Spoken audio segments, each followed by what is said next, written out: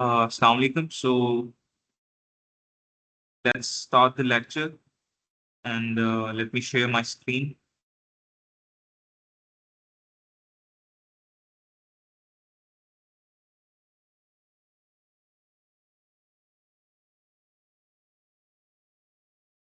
So let's start with some history of Python. Python जो है वो कॉन्सेप्चुलाइज की गई थी 1980s में। uh, एक कंप्यूटर साइंटिस्ट थे गाइडो वैन ब्रॉजन। इन्होंने जो है 1980s में नीदरलैंड्स के अंदर पाइथन जो है उस पर काम स्टार्ट किया था। और बाई फरवरी 1991 इन्होंने पाइथन का 0.90 जो वर्जन है उसको पब्लिश किया था नीदरलैंड्स के अंदर। और पाइथन जो है वो एक लैंग्वेज है, एबीसी प्रोग्रामिंग लैंग्वेज, उससे ड्राइव हुई है। जो पाइथन की तरह एक जनरल पर्पस प्रोग्रामिंग लैंग्वेज है। और पाइथन का नाम जो है, इसको पाइथन इसलिए कहा गया है क्योंकि पाइप जो रोजन था, जो साइंसदान था जिसने पाइथन डिवाइस की थी, पाइथन का नाम इसलिए पड़ा क्योंकि रोजन जो था वो वो एक शो देखता था, एक ऑनलाइन बीबीसी पे शो चलता था, मॉन्टी पाइथन फ्लाइंग सर्कस। तो उससे इंस्पिरेशन हासिल करके उसने इस लैंग्वेज को नाम दिया पाइथन।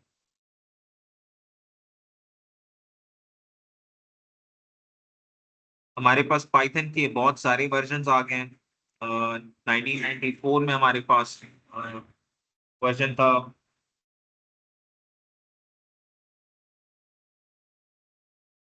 1994 में हमारे पास पाइथन का वर्जन था 1.5, 1.6, फिर 1997 में 1.5 था, 1.6 था 2000 में। इसी तरह पाइथन डेवलप होती गई, फिर हमें 2000 में 2.0 वर्जन मिला। और 2008 में हमें 3 मिला। 2015 में हमें मिला पाइथन 3.5। और आज हमारे पास पाइथन 3.13 भी है। जो मैं पर्सनली यूज कर रहा हूँ वो है पाइथन 3.13, जो बहुत डेवलप्ड है। और जी हाँ। और पाइथन जो है वो एक तरह से पाइथन के अंदर बैकवर्ड compatibility जो है वो नहीं पाई जाती। बैकवर्ड compatibility का मतलब ये होता है कि आप पाइथन के नए वर्जन से अगर कोई कोड उठाओगे और पिछले वर्जन में चलाओगे तो वो नहीं चलेगा। इसका मतलब ये है कि पाइथन के जो नए वर्जन हैं उनमें कोड्स का ग्रामर जो है, थोड़ा सिंटेक्स जो है, स्ट्रक्चर जो है थोड़ा चेंज होता है। तो अगर आप किसी नए वर्जन से, फॉर एग्जांपल पाइथन 3 से आप कोड उठाते हो और उसे पाइथन 2 में चलाने की कोशिश करोगे तो वो नहीं चलेगा। इसे कहते हैं बैकवर्ड compatibility। जिस तरह से आप देख सकते हैं कि आपने सुना भी होगा कि जितनी भी PS5 की गेम है वो तो पिछली PS जो है PS2 वगैरह में चल सकती है। तो इसको कहते हैं बैकवर्ड compatibility। बैकवर्ड compatibility मतलब जो आपकी नई चीज है अगर वो पुरानी चीजों में चल रही है तो मतलब वो बैकवर्ड compatible है। इसी तरह से एक दूसरा टर्म यूज होता है फॉरवर्ड कंपैटिबिलिटी। फॉरवर्ड कंपैटिबिलिटी तो समझ में आती है चीज कि आपकी जो पुरानी चीजें हैं वो नई चीजों में चल सकती हैं। लेकिन बैकवर्ड कंपैटिबिलिटी बहुत कम पाई जाती है। इसका मतलब है कि जो आपकी नई चीजें हैं वो पुराने वर्जन में कंपैटिबल हैं। और हमारे पास जो है पाइथन, हम डिफरेंस में नहीं जाते ज्यादा, लेकिन पाइथन 2 और पाइथन 3 में कुछ डिफरेंसेस हैं। मतलब कुछ ऐसी चीजें पाइथन 3 में हैं जो पाइथन 2 में नहीं है, जिनकी वजह से दोनों जो आपके पास दोनों जो पाइथन 2 और पाइथन 3 है उनमें कुछ डिफरेंसेस हैं। जैसे आप देख सकते हैं यहाँ पे कि जो पाइथन 2 है उसमें हम यूज करते थे प्रिंट हेलो वर्ल्ड, हम ब्रैकेट्स का इस्तेमाल नहीं करते थे। लेकिन पाइथन 3 में हमें ब्रैकेट्स का इस्तेमाल करना पड़ता है। तो ये कुछ डिफरेंसेस हैं। इसी तरह से कुछ और डिफरेंसेस भी हैं। पाइथन 3 जो है वो आपको UTF-8 जो है यूनिकोड UTF-8 स्ट्रिंग्स प्रोवाइड करती है, लेकिन पाइथन 2 में, जो पाइथन 2 है उसमें सिर्फ आप आस्की स्ट्रिंग्स यूज कर सकते हो। और कुछ और डिफरेंसेस भी हैं, लेकिन हम उन डिफरेंसेस में नहीं जाते। हम आगे चलते हैं पाइथन सिंटैक्स की तरफ। अब सिंटैक्स क्या होता है? बेसिकली जिस तरह से हर लैंग्वेज का ग्रामर होता है, जैसे इंग्लिश है, इंग्लिश का ग्रामर है, इंग्लिश का कोई स्ट्रक्चर है, इसी तरह से प्रोग्रामिंग लैंग्वेजेस का भी स्ट्रक्चर होता है, जिसको हम कंप्यूटर साइंस की टर्मिनोलॉजी में कहते हैं सिंटैक्स। सिंटैक्स का मतलब होता है लैंग्वेज का ग्रामर।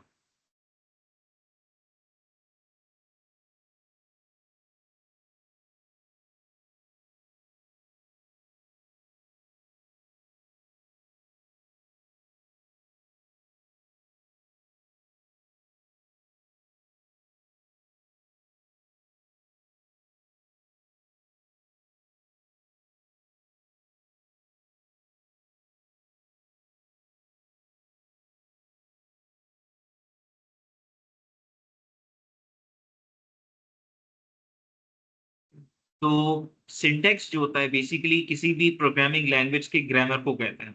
अब पाइथन के अंदर जैसे सी प्लस प्लस में ये होता था कि अगर आप किसी चीज का स्ट्रक्चर डिफाइन करना चाहते हो तो आप ब्रैकेट्स का इस्तेमाल करते हो। मतलब आप फॉर एग्जांपल आपने एक चीज लिखी, उसको हम कहते हैं ब्लॉक 1। फिर आप जब ब्लॉक 2 स्टार्ट करोगे तो ब्लॉक 2 के लिए आपको यहाँ पे ब्रैकेट्स देने पड़ेंगे। लेकिन पाइथन में ये है कि आपको ब्रैकेट्स देने की जरूरत नहीं है, आप सिंपली स्पेसेस दोगे।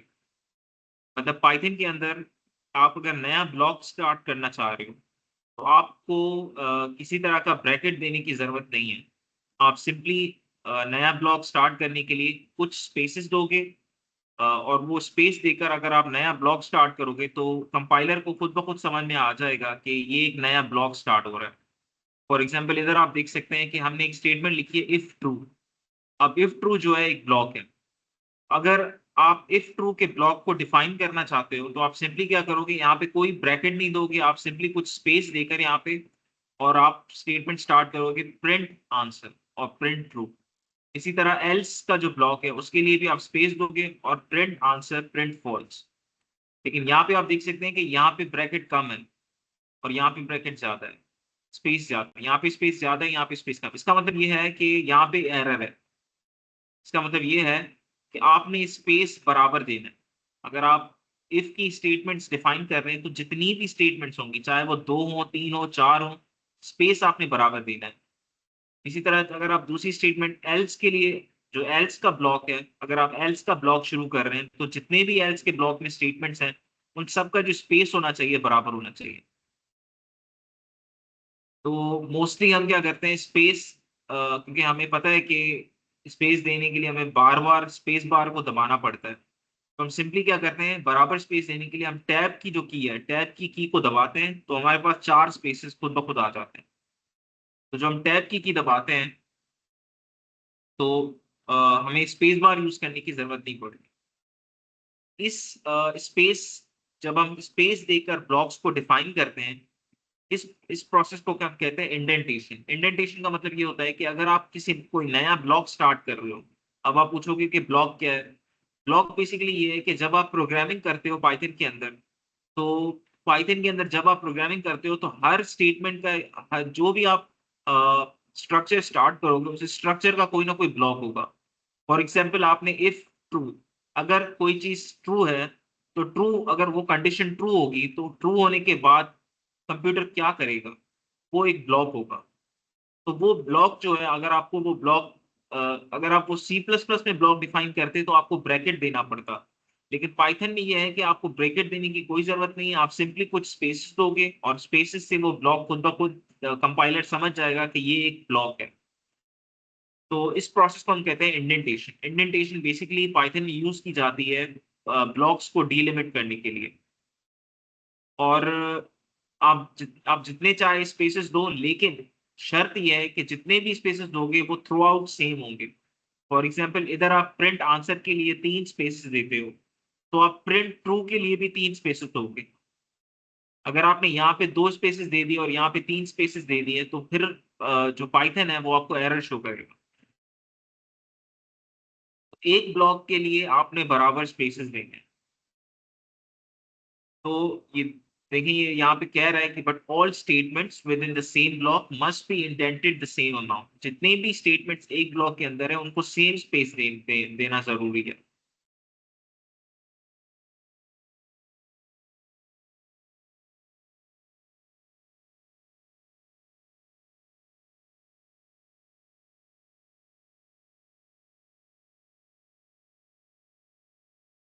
अ,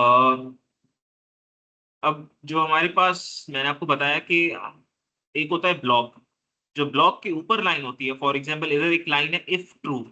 अब ये जो इफ ट्रू लाइन है इसको हम कहते हैं हेडर लाइन। ये हमारे पास हेडर लाइन होती है और हेडर लाइन को हम किस कॉलन से खत्म करते हैं। जहां पे ये खत्म होगी उधर एक कॉलन देंगे। कॉलन आपने पढ़ा होगा, जो 2 डॉट्स देते हैं हम इसको हम कॉलन कहते हैं। तो जब भी हम हेडर लाइन देंगे, हेडर लाइन खत्म करने के बाद हमें कॉलन देने की हमें कॉलन जो है वो देना पड़ेगा। और कॉलन देने के बाद हेडर लाइन की आपने जैसे हेडर लाइन डिफाइन कर दी, हेडर लाइन को डिफाइन करने के बाद आपको ब्लॉक डिफाइन करना है। तो ब्लॉक डिफाइन करने के लिए आप स्पेसेस दोगे, बराबर स्पेसेस देके जितने भी स्टेटमेंट्स लिखने हैं लिखोगे आप, लेकिन स्पेसेस बराबर दोगे तो ये एक ब्लॉक डिफाइन हो जाएगा। और अगर फॉर एग्जाम्पल आपने 3 ब्लॉक्स बनाने, इसका मतलब ये है कि पहला ब्लॉक, उसके अंदर दूसरा ब्लॉक, उसके अंदर तीसरा ब्लॉक। तो आपको ये ब्रैकेट्स देने की जरूरत नहीं है कि पहला ब्लॉक है उसके बाद ब्रैकेट्स हैं, इसका मतलब है कि ये इसका ब्लॉक है। उसके बाद इसके अंदर इसके ब्रैकेट्स हैं, इसका मतलब ये इसका ब्लॉक है। आपने सिंपली क्या करना है, ब्लॉक 1 लिखना है, ब्लॉक 1 के बाद स्पेसेस देने हैं और फिर ब्लॉक 2 लिखना है। इसका मतलब है कि ब्लॉक 2 जो है वो ब्लॉक 1 का ब्लॉक है। फिर आप स्पेसेस दोगे, ब्लॉक 3 लिखोगे, इसका मतलब है ब्लॉक 3 जो है ब्लॉक 2 का ब्लॉक है। तो इस तरह आप ब्लॉक्स को डिफाइन करते जाओ। और जितने भी स्टेटमेंट्स हैं उनके एंड में आप सेमी कॉलन दे सकते हो, लेकिन ये ऑप्शनल होता है। अगर आप ना भी दो तो काम चल जाता है।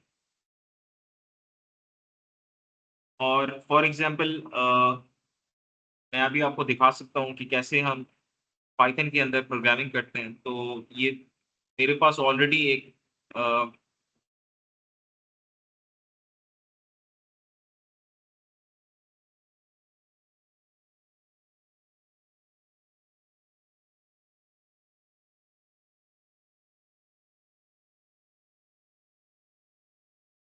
फॉर एग्जांपल हम एक स्टेटमेंट लिखते हैं प्रिंट। प्रिंट का मतलब है जब आप पाइथन के अंदर आउटपुट शो करवाते हो, आउटपुट शो करवाने के लिए आप प्रिंट का वर्ड यूज करते हो। तो आप लिखोगे प्रिंट, उसके बाद आप लिखोगे हेलो वर्ल्ड।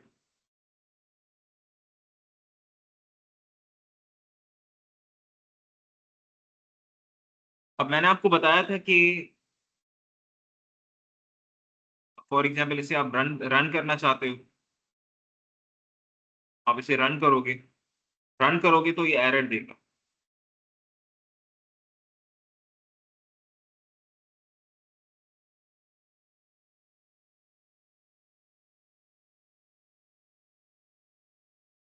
तो आप इसे ब्रैकेट्स में बंद करोगे और आप फिर इसे रन करोगे।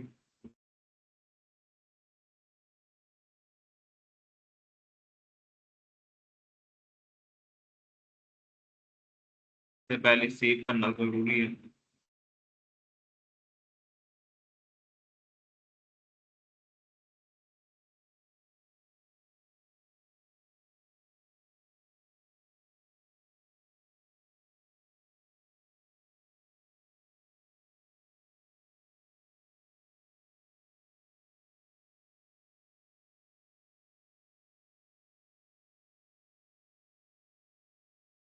फॉर एग्जाम्पल ये कंपाइलर है, तो यहाँ पे मैं स्टेटमेंट लिख रहा हूँ print inverted commas hello world. अब ये प्रिंट मैंने लिख दिया। प्रिंट जो है एक कीवर्ड है। ये कीवर्ड हम तब यूज करते हैं जब हमें किसी चीज का आउटपुट शो करना होता है, जब हमें किसी चीज को डिस्प्ले करना होता है। तो बेसिकली हम वर्ड यूज करते हैं प्रिंट। प्रिंट यूज करके उसके बाद हम ब्रैकेट्स यूज करते हैं। ब्रैकेट्स यूज करने के बाद हम इन्वर्टेड कॉमास यूज करते हैं। इन्वर्टेड कॉमास बेसिकली आप उस जगह देते हो जहाँ पे आपने कैरेक्टर्स लिखे होते हैं। फॉर एग्जाम्पल यहाँ पे आपने लिखा है हेलो वर्ल्ड।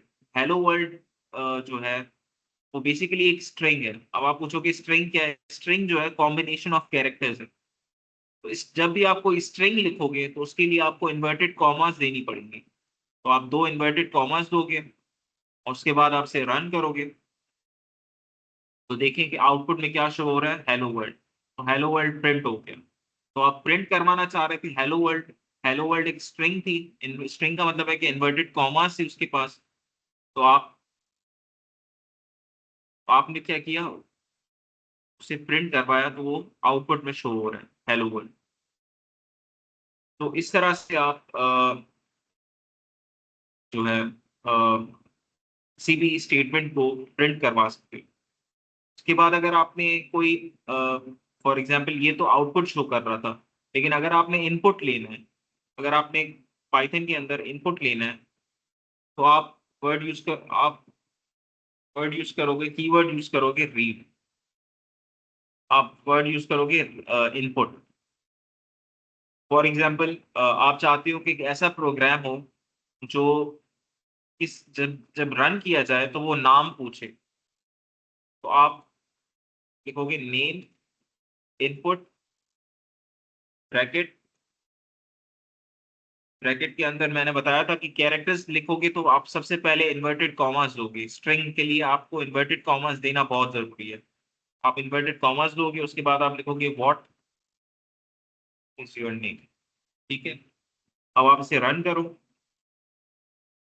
अब ये पूछेगा व्हाट इज योर नेम, आप टाइप करो नेम। फॉर एग्जाम्पल जो नाम आपने पूछा है वो आप बाद में प्रिंट भी करवाना चाहते हो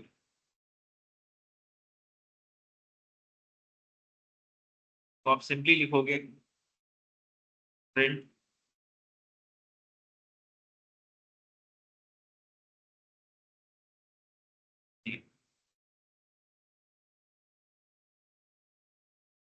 फॉर एग्जाम्पल मेरा नाम है, जैसे आपने वो नाम लिखा जो आपसे वो इनपुट मांग रहा था तो नीचे वो नाम प्रिंट हो गया। तो इस तरह से आप इनपुट भी ले सकते हो और आउटपुट भी शो कर सकते हो। आपने पहले इनपुट लिया, आपने क्या किया, सबसे पहले यहाँ पे लिखा नेम। आप यहाँ नेम भी लिख सकते हो, आप यहाँ नाउन भी लिख सकते हो। अ, यहाँ पे आप कुछ भी लिख सकते हो, आप ये भी लिख सकते हो सिग्नेचर। लेकिन जो भी आप लिखोगे उसके बाद आप दोगे इक्वल्स टू के बाद आप ये वर्ड यूज करोगे इनपुट। क्योंकि इनपुट जो है बेसिकली कीवर्ड है जो जो वहां यूज होता है जहां पे आपने यूजर से इनपुट लेना होता है। उसके बाद आप अपनी स्टेटमेंट लिखोगे, स्ट्रिंग लिखोगे। स्ट्रिंग लिखने के लिए आपको इन्वर्टेड कॉमास देनी पड़ेगी और फिर आप प्रिंट करवाओगे। और प्रिंट करवाते वक्त आप क्या करोगे, जो आप देखिए यहाँ पे मैंने इन्वर्टेड कॉमास नहीं दी। इसका मतलब है कि यहाँ पे नेम जो है एक वेरिएबल है। यहाँ पे नेम एक वेरिएबल है जो ऊपर जिसका हमने ऊपर इनपुट लिया था। तो जिस चीज का आप ऊपर इनपुट लोगे उसी चीज को आप नीचे डिक्लेयर करोगे। फिर आप इसे रन करोगे। रन करोगे तो ये आप सवाल पूछेगा, उसके बाद आप जवाब दोगे, इनपुट दोगे। इनपुट देने के बाद वो उसे प्रिंट कर दो। इस तरह से आप इनपुट रीड करवा सकते हो और आउटपुट ले सकते हो।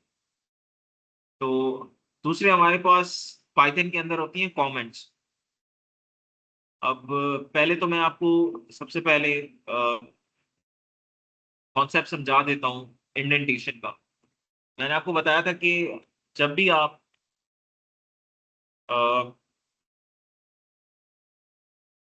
पाइथन के अंदर जब भी आप अ, कोई ब्लॉक बनाओगे तो ब्लॉक बनाते वक्त आपने स्पेसेस देने हैं।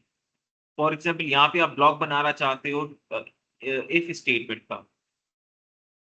ठीक है। तो आप सबसे पहले हम फॉर एग्जाम्पल एक ब्लॉक डिफाइन करते हैं।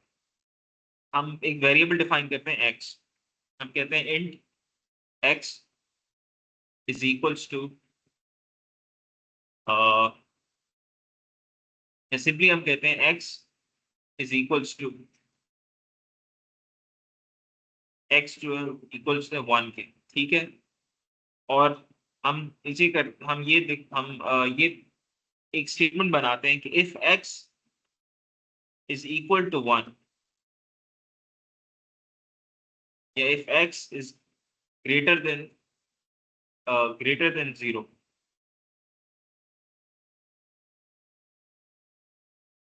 Print x plus 2। ठीक है, अब हमने क्या किया, सबसे पहले x की वैल्यू डिक्लेयर की, x को इनिशियलाइज किया। इनिशियलाइज करने का मतलब ये होता है कि आप किसी चीज को वैल्यू असाइन करो।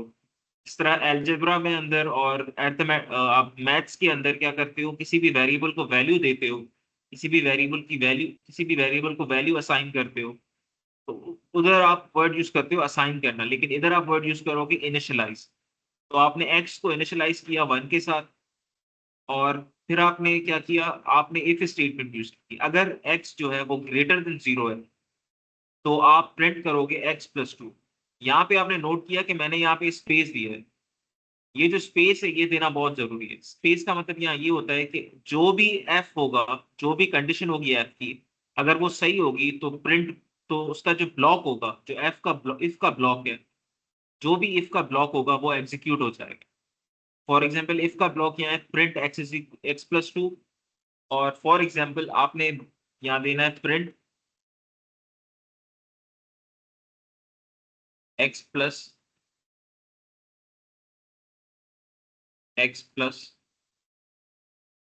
3। अब आप इसे रन करोगे। रन करने के बाद आपने यहाँ देखा कि यहाँ पे हमने कॉलन नहीं दिया। मैंने आपको बताया था पहले कि जब भी आप हेडर लाइन खत्म करोगे तो आप कॉलन दोगे। कॉलन देना बड़ा जरूरी है। तो हमने यहाँ कॉलन नहीं दिया था, जिसकी वजह से उसने एरर शो की, एरर। और उसने ट्रेस पे बोला कि लाइन नंबर 2 में if x is greater than 0 के बाद यहाँ पे इस जगह पे कॉलन नहीं है। एक्सपेक्ट कर रहा था, वो कॉलम एक्सपेक्ट कर रहा था। तो हम यहाँ पे कॉलन देंगे, सेमी कॉलन देंगे। यहाँ पे हम कॉलन देंगे, सेमी कॉलन नहीं, कॉलन। उसके बाद हम इसे रन करेंगे। उसने क्या किया, 3 और 4 प्रिंट कर दिया। इसका मतलब ये था कि अगर x की वैल्यू 0 से ज्यादा है, अगर x की वैल्यू 0 से ज्यादा है तो x प्लस 2 को प्रिंट करो और x प्लस 3 को प्रिंट करो। लेकिन खुदा न खास्ता अगर x की वैल्यू 0 से ज्यादा नहीं होती, तो फिर ये स्टेटमेंट एग्जीक्यूट नहीं होती। फॉर एग्जाम्पल हम x की वैल्यू असाइन करते हैं 0, हमने x की वैल्यू चेंज कर दी। अब हम इसे रन करेंगे तो हमें कोई आउटपुट नहीं मिलेगा, क्योंकि ये कंडीशन तब सेटिस्फाई होगी जब वैल्यू एक्स की वैल्यू जो है वो 0 से ज्यादा होगी, तभी ये दोनों चीजें प्रिंट होंगी। तो इसको ये जो मैंने यहाँ पे स्पेसेस दिए हैं, इसको हम कहते हैं इंडेंटेशन। अगर आपने इफ का ब्लॉक, ये एक हेडर लाइन है, जब आप हेडर लाइन का ब्लॉक डिफाइन करोगे, तो ब्लॉक डिफाइन करने के लिए आपने यहाँ स्पेसेस देने पड़ेंगे आपको। इन स्पेसेस को हम इंडेंटेशन कहते हैं।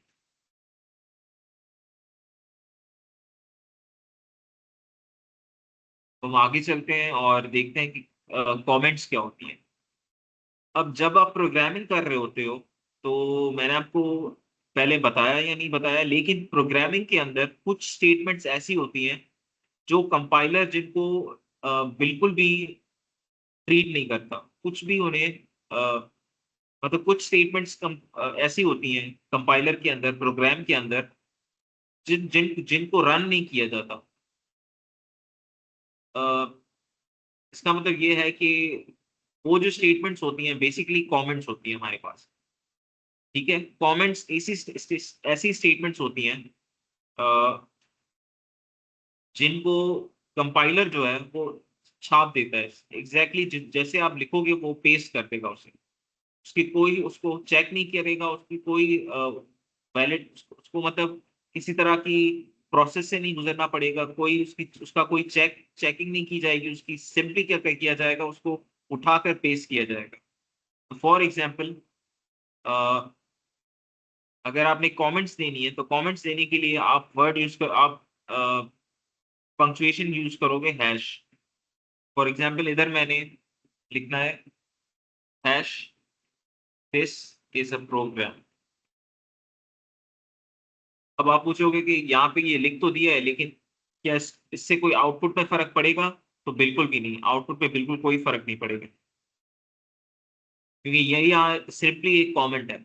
और कमेंट इसलिए इस्तेमाल की जाती है ताकि कोड कोड के अंदर अगर आपको कोई चीज नहीं समझ में आ रही, तो आप उसको कोई टाइटल दे सकते हो। तो फॉर एग्जाम्पल,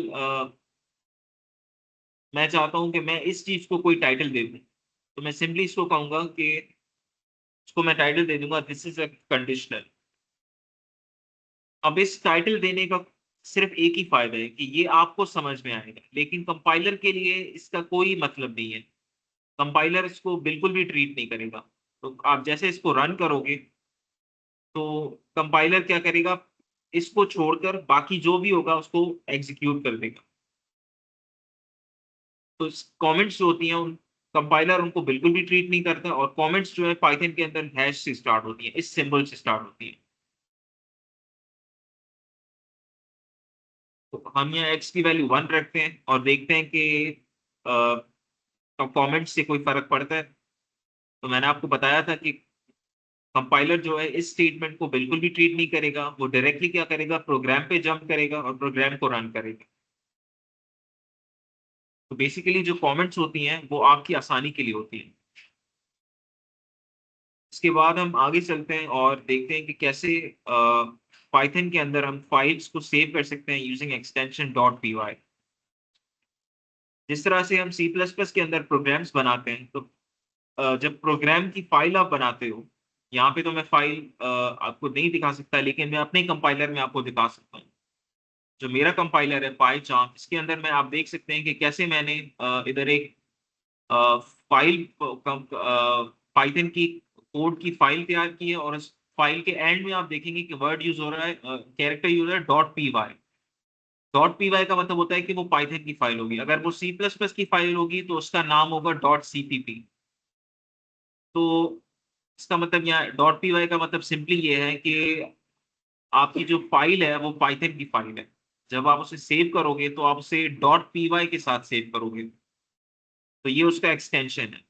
तो जितनी भी पाइथन की फाइल्स होती हैं उनका एक्सटेंशन होता है डॉट पी वाई, और सी प्लस प्लस में एक्सटेंशन होता है डॉट सीपीपी। अब हम चलते हैं वेरिएबल्स के पास।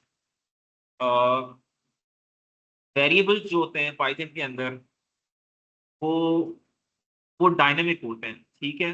उनको मतलब डायनेमिक का मतलब ये है कि सी प्लस प्लस में क्या होता था कि अगर आपने एक वेरिएबल डिक्लेयर कर रहे हैं, फॉर एग्जांपल आप फॉर एग्जांपल मैं आपको दो एग्जांपल्स दे सकता हूँ। एक एग्जांपल ये है कि आप एक डेसिमल नंबर लिख रहे हो। फॉर एग्जांपल एक नंबर है 35.5। अब 35.5 एक डेसिमल नंबर है, और एक दूसरा नंबर है जो इंटीजर है, जैसे 1। 1 एक इंटीजर है। तो यहाँ पे आप देख सकते हैं कि यहाँ पे हमारे पास दो नंबर्स हैं, एक है 100। अब 100 एक इंटीजर है, और दूसरा यहाँ लिखा, यहाँ पे हमने पॉइंट इस्तेमाल किया है 1000.0। तो ये एक डेसिमल नंबर है। तो जो पाइथन है, पाइथन के अंदर अ, अगर आप सी प्लस प्लस यूज कर रहे होते तो आपको पहले से बताना पड़ता कि ये जो नंबर है ये एक इंटीजर नंबर है, और ये नंबर जो है ये डेसिमल नंबर है जिसको हम कहते हैं फ्लोट। प्रोग्रामिंग की लैंग्वेज में हम डेसिमल नंबर्स को फ्लोट कहते हैं, FLOAT।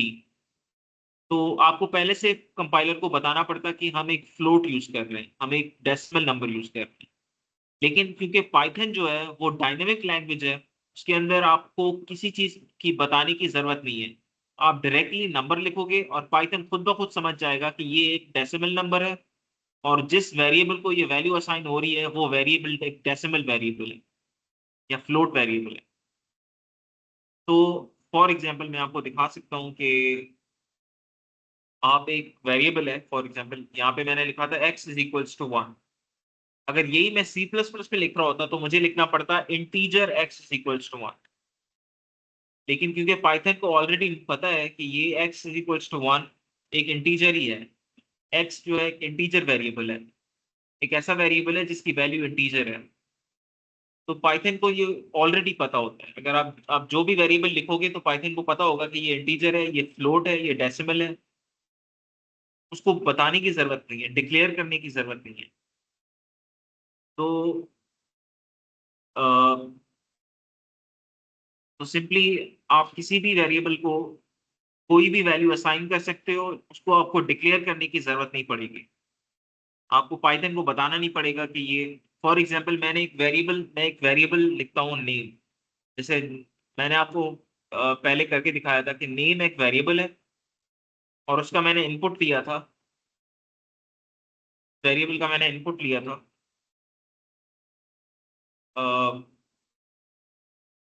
इनपुट लिया था इस स्टेटमेंट के साथ, व्हाट इज योर नेम। ठीक है, तो यहाँ पे नेम एक वेरिएबल है। अब पाइथन को ऑलरेडी पता है कि ये जो वेरिएबल है, इसकी वैल्यू जो होगी वो कैरेक्टर्स में होगी या एक नंबर होगी। इसको बताने की जरूरत नहीं है, अगर नंबर है तो नंबर होगी, अगर वैल्यू कैरेक्टर है तो कैरेक्टर होगी। फॉर एग्जाम्पल मैं इसको वैल्यू दे देता हूँ ऑलरेडी, इनपुट, मैं इनपुट नहीं ले रहा, मैं डायरेक्टली इसको वैल्यू असाइन करता हूँ, इसको मैं वैल्यू असाइन करता हूँ कैरेक्टर। ठीक है, और नीचे मैं इसको प्रिंट करवाता हूँ।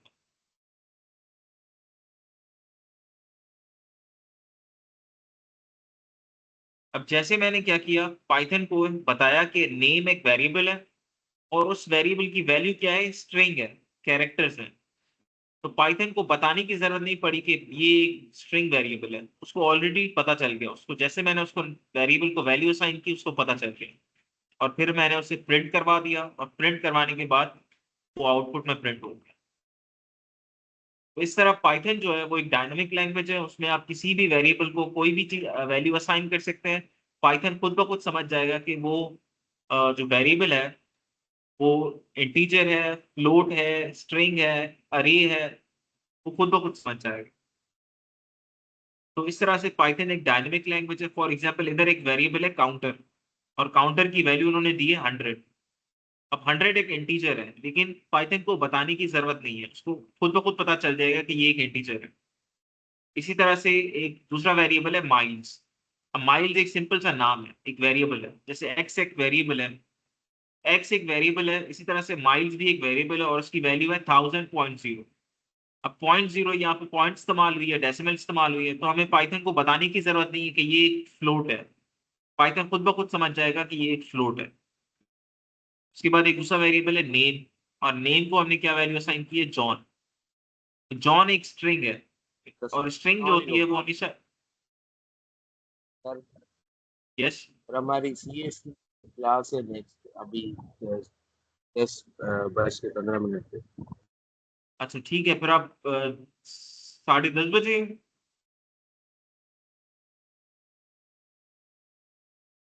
आपकी क्लास 10:30 बजे। Yes sir. ठीक है, फिर आप 10:30 बजे जो है वो आप चैट में अपना रोल नंबर लिख के और मीटिंग लीव कर दीजिएगा।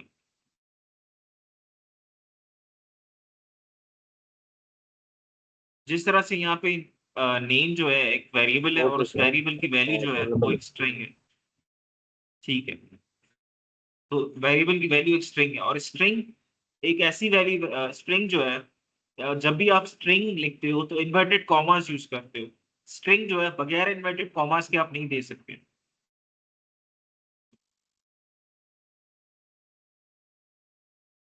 और यहाँ पे z जो है, z एक वेरिएबल है, इसकी वैल्यू है नन।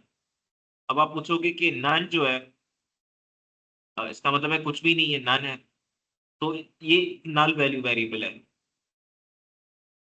आप इसको टेस्ट भी कर सकते हैं। जैसे मैं यहाँ लिखता हूँ नेम, नेम के आगे मैं लिख देता हूँ नन, और फिर मैं प्रिंट करवाता हूँ। क्योंकि नन एक कीवर्ड है, तो देखें इसको, जैसे मैंने इसको लिखा, ये रेड में खुद ब खुद रेड में कलर कोड हो गया। तो क्योंकि नन एक कीवर्ड है, तो जब भी आप कीवर्ड यूज करोगे तो उनका खुद ब खुद उनका कलर आपको बताएगा कि ये कीवर्ड है कि ये वेरिएबल है। तो मैं इसको रन करता हूँ, तो इसका जो प्रिंट का ऑप्शन मुझे जवाब मिला वो भी रन मिला। तो नन सिंपली इसका मतलब है कि एक नन वैल्यू है।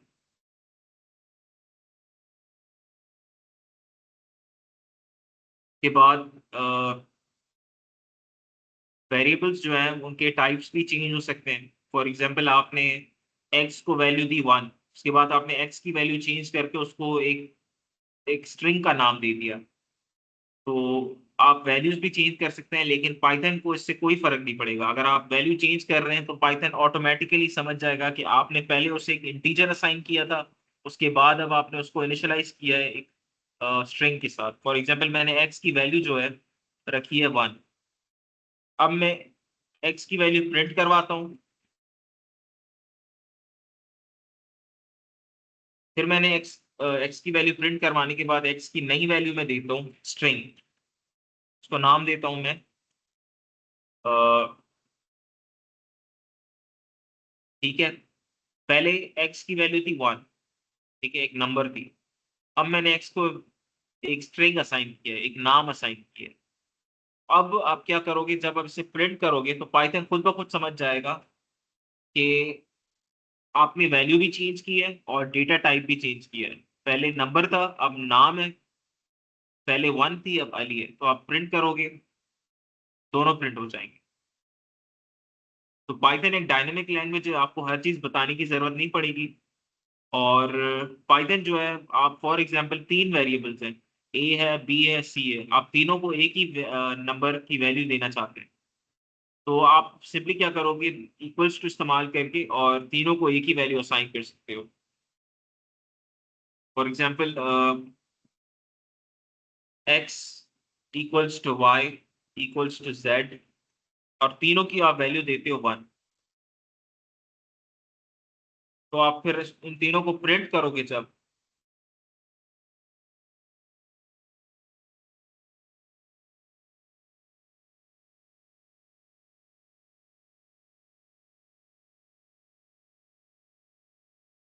तो तीनों की वैल्यू 1 आएगी।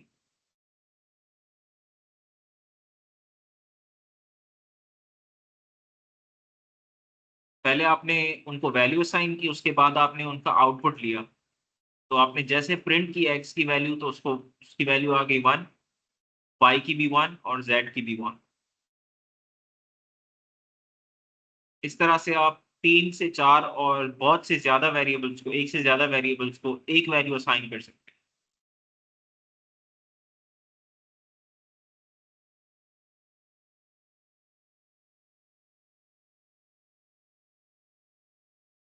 और आप फॉर एग्जांपल आपके पास 3 वेरिएबल्स हैं, तो आप तीनों वेरिएबल्स को अलग अलग वैल्यूज भी असाइन कर सकते हो एक ही स्टेटमेंट में। आपको बार बार स्टेटमेंट्स जो है, एक ही जुमले में, एक ही सेंटेंस में, एक ही स्टेटमेंट में आप तीनों को अलग अलग वैल्यूज भी असाइन कर सकते हो। For example x comma y comma z equals to 1 comma 2 comma 3। For example z की आप वैल्यू लिखते हो, जेड को आप कोई नाम देते हो, तो जेड को आप नाम दे दोगे अली, तो अब जेड की वैल्यू होगी एक स्ट्रिंग। आप जैसे अब प्रिंट करवाओगे,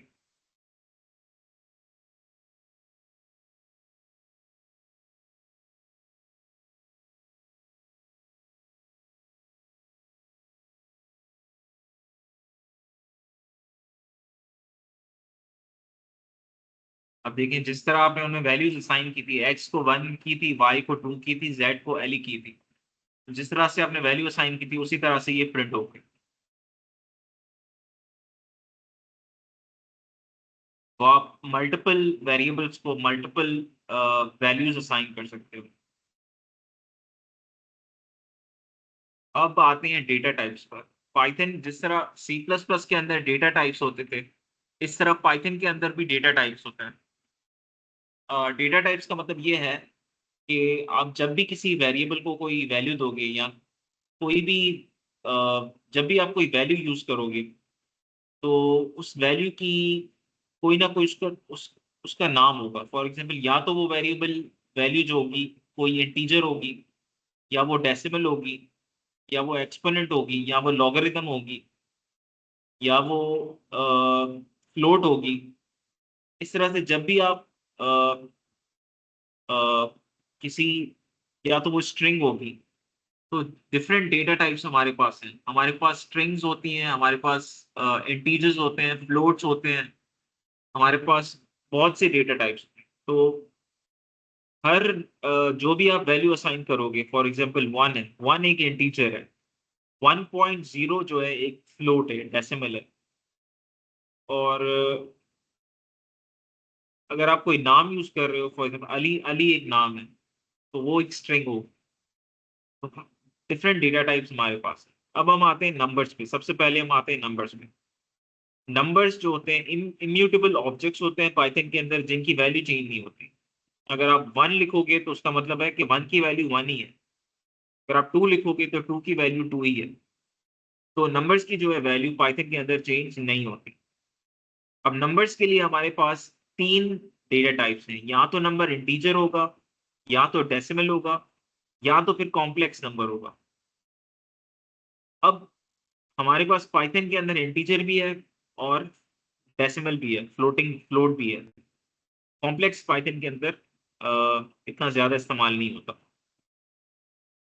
तो इंटीजर जो है, अगर आप कोई इंटीजर लिख रहे हो तो बेसिकली उसका जो डेटा टाइप है, पाइथन खुद ब खुद समझ जाएगा कि आपने एक इंटीजर यूज किया है। अगर आप कोई डेसिमल नंबर लिख रहे हो तो आप पाइथन खुद ब खुद समझ जाएगा कि ये एक फ्लोट है। अब हमारे पास कुछ फंक्शंस हैं नंबर के लिए। आप डिफरेंट फंक्शंस जो है यूज कर सकते हो।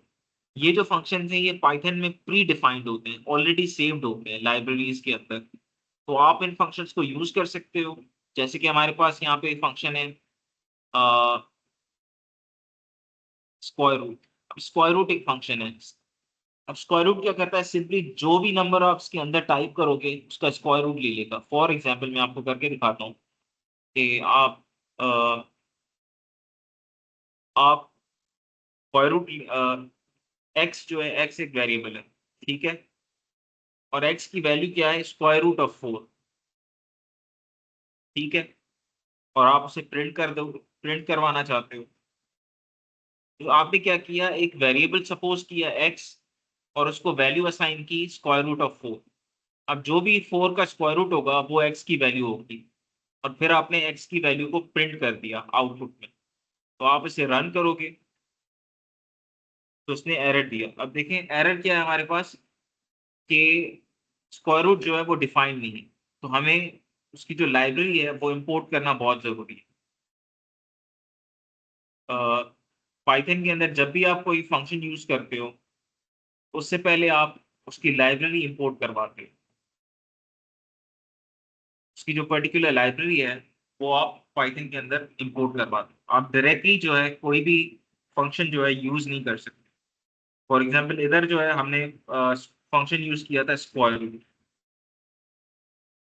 स्क्वायर रूट जो है पाइथन के अंदर, वो इस्तेमाल करने के लिए आपको उसकी लाइब्रेरी डिक्लेयर करनी पड़ेगी।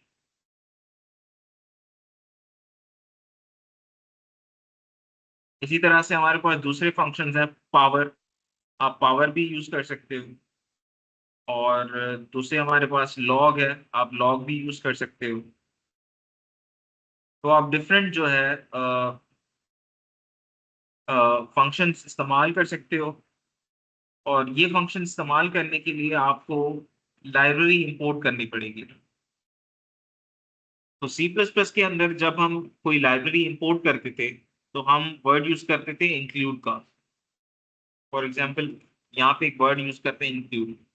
अब पाइथन के अंदर हम वर्ड इंक्लूड यूज नहीं करते। पाइथन के अंदर हम वर्ड यूज करते हैं इंपोर्ट।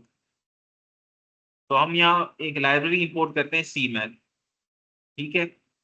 सी मैथ इंपोर्ट करने के बाद हम क्या करते हैं, एक वेरिएबल सपोज करते हैं एक्स, और एक्स की वैल्यू हम रखते हैं स्क्वायर रूट ऑफ 4। और फिर हम एक्स को प्रिंट करते हैं। हम इसे रन करते हैं तो ये एरर भी है, लेकिन हो सकता है ये लाइब्रेरी का एरर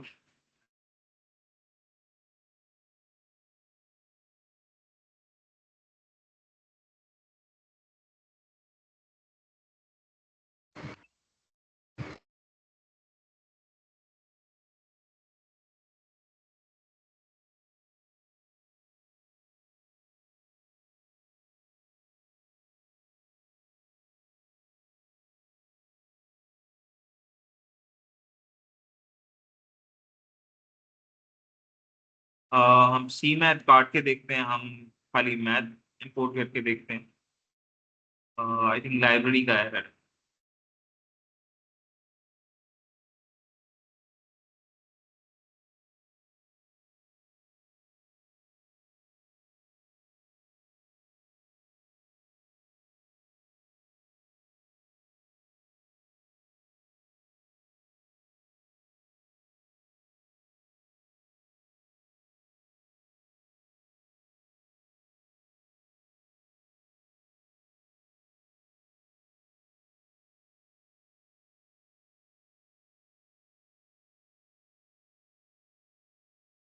हमने यहाँ लाइब्रेरी इंपोर्ट की है, मैथ की लाइब्रेरी।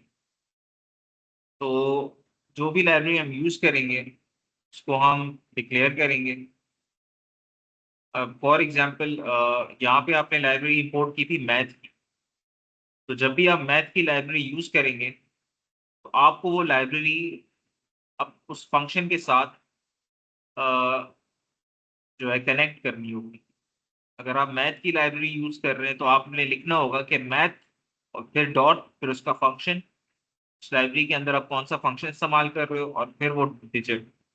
और फिर क्या करोगे, आप प्रिंट करोगे।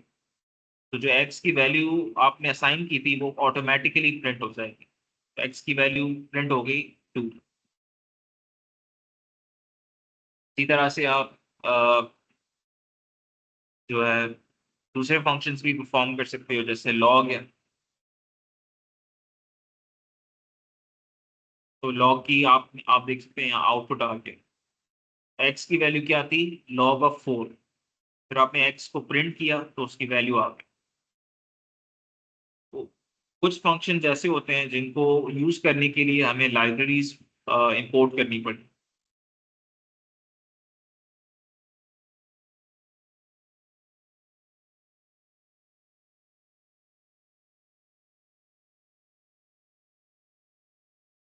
फॉर एग्जाम्पल एक फंक्शन है हमारे पास, इंटीजर एक्स। इसका मतलब है कि जो भी हमारे पास वैल्यू होगी उसको हम कन्वर्ट कर देंगे इंटीजर में। फॉर एग्जाम्पल हम ट्राई करके देखते हैं। हम क्या करते हैं, सबसे पहले एक्स एक वेरिएबल सपोज करते हैं और उसको वैल्यू असाइन करते हैं अली। ठीक है। अब आप देखकर बता सकते हैं कि ये जो एक्स की वैल्यू है ये इंटीजर नहीं है, ये एक नाम है, ये एक स्ट्रिंग है।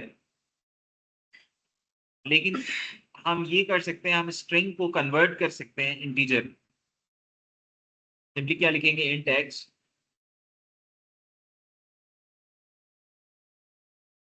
और इंट एक्स लिखने के बाद हम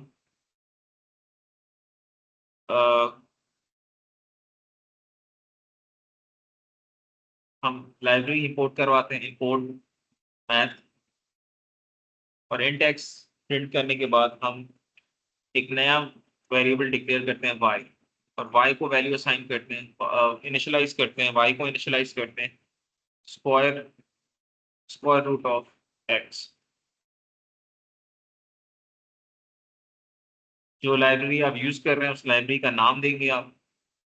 उसके बाद आप y को प्रिंट करवा देंगे।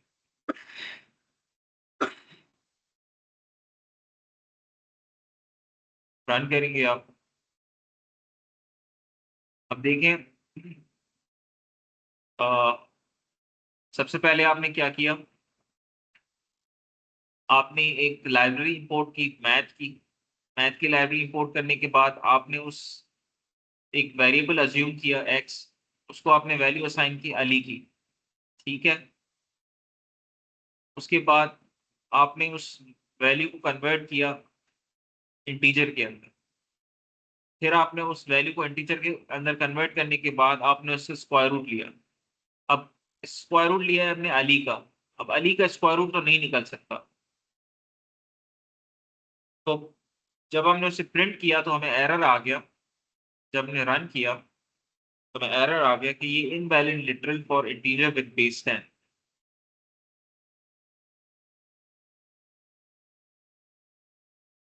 तो लाइन 3 में हमने जो फंक्शन इस्तेमाल किया है वो फंक्शन जो है वो गलत है। अगर हम यहाँ पे दो वेरिएबल इस्तेमाल करते हैं, z एक दूसरा वेरिएबल है, उसका हम वैल्यू रखते हैं इज अ बॉय, ठीक है, और हम कंकैटिनेट करते हैं x और y, x और z। एरर आ रहा है लाइन नंबर 4 में।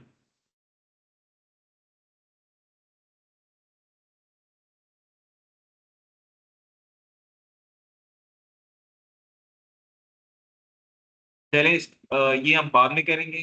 अभी हम इस पे फोकस करते हैं कि किस तरह से हम, इसका मतलब सिंपली ये है कि जब भी आपके पास अ, कोई वैल्यू है, उसको आप इंटीजर में कन्वर्ट कर सकते हैं। अब क्योंकि यहाँ पे मेरे पास एक्स की वैल्यू क्या थी, एक्स को मैंने वैल्यू असाइन की थी अली की।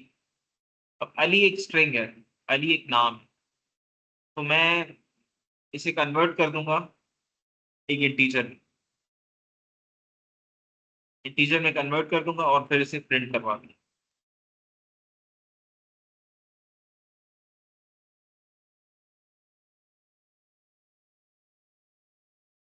तो मैं जब इसे इंटीजर में कन्वर्ट कर रहा हूँ तो एरर आ रहा है, invalid literal for with base 10। इसका मतलब ये है कि आप अली को इंटीजर में कन्वर्ट नहीं कर सकते क्योंकि अली एक स्ट्रिंग है। अ, अगर आपके पास कोई नंबर है, फॉर एग्जांपल एक्स एक वैल्यू है, एक्स की वैल्यू आप रखते हो 4, लेकिन आप उसे कन्वर्ट करते हो। अब पाइथन खुद ब खुद समझ जाएगा कि एक्स एक इंटीजर है।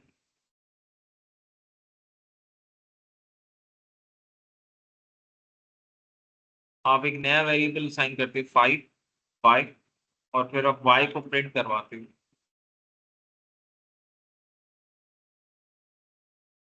अब क्या हुआ, आपने क्या किया, 4 उठाया आपने, उसको आपने फ्लोट असाइन किया। फ्लोट असाइन करने का मतलब ये है कि उसको आपने डेसिमल असाइन किया। तो 4 को आपने जब फ्लोट असाइन किया तो वो खुद ब खुद कन्वर्ट हो गया 4.0 में। फिर आपने जैसे उसे प्रिंट किया तो आउटपुट में शो हो गया 4.0। इस तरह से आप वेरिएबल्स के डेटा टाइप्स को कन्वर्ट कर सकते हैं।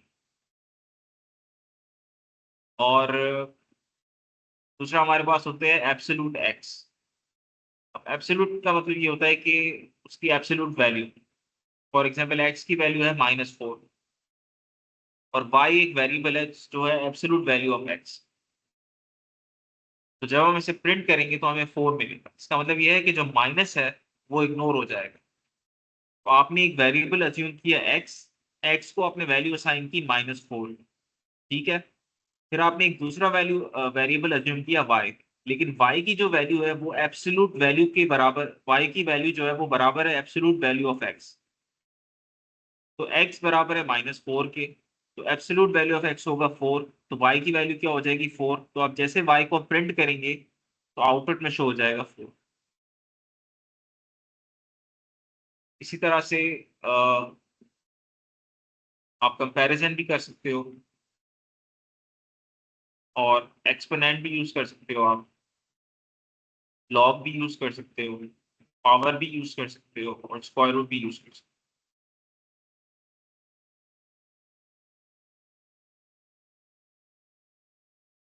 हो। अब आप बाकी फंक्शन जो है आप खुद ट्राई कीजिएगा।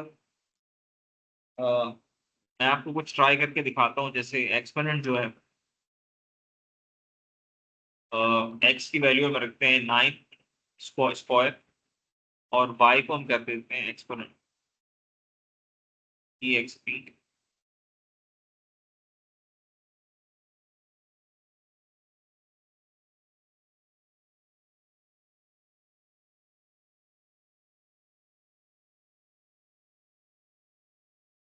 हमें लाइब्रेरी इंपोर्ट करनी पड़ेगी।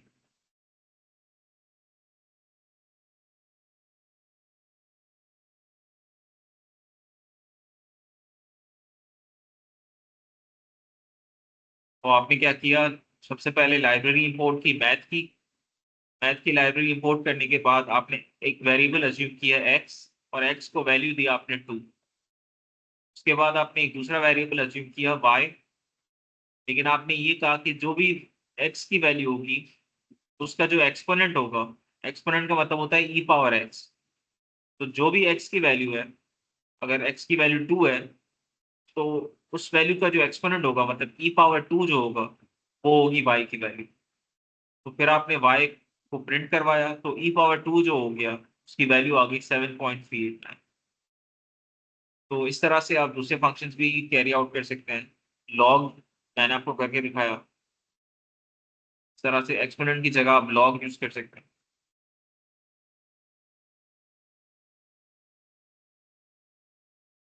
इसी तरह लॉग की जगह आप पावर भी यूज कर सकते हैं, लेकिन पावर के लिए आपको दो वैल्यूज चाहिए होंगी।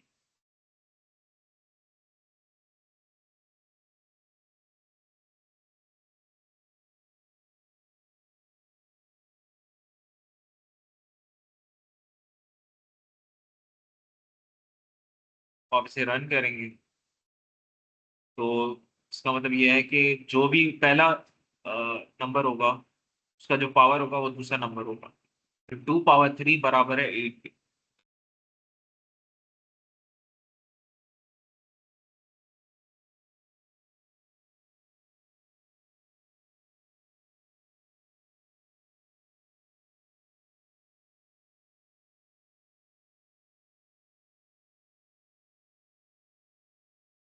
तो इसी तरीके से आप दूसरे फंक्शंस भी यूज कर सकते हैं। पावर यूज कर दिया आप, उसके बाद आप स्क्वायर रूट भी यूज कर सकते हैं। तो ये सारे फंक्शंस आप नंबर के लिए यूज कर सकते हैं, जितने भी नंबर्स हैं आप। अब आते हैं स्ट्रिंग्स पर। अब स्ट्रिंग्स जो है इंशाल्लाह हम कल कंटिन्यू करेंगे। अभी क्लास को यही टर्मिनेट कर देते हैं। इंशाल्लाह कल से स्ट्रिंग्स के कंटिन्यू करेंगे।